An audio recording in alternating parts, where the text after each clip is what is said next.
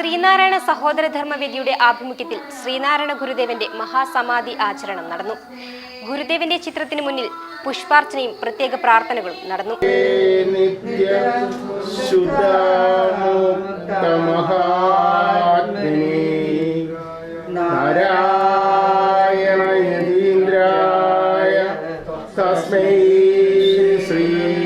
തുടർന്ന് ഭക്തിസാന്ദ്രമായ ഭാഗവത പാരായണവും സംഘടിപ്പിച്ചു.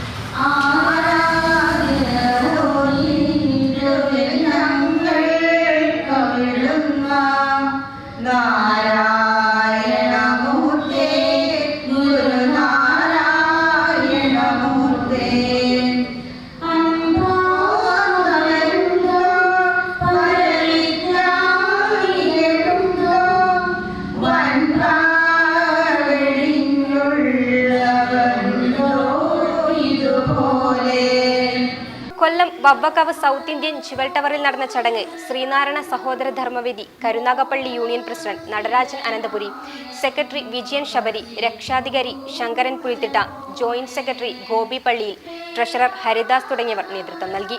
ഈ വീഡിയോ നിങ്ങൾക്ക് ഇഷ്ടമായാൽ ലൈക്ക് ചെയ്യുക. കൂടുതൽ വീഡിയോകൾക്കായി യോഗനാഥം ന്യൂസ് ചാനൽ സബ്സ്ക്രൈബ് ചെയ്യുക.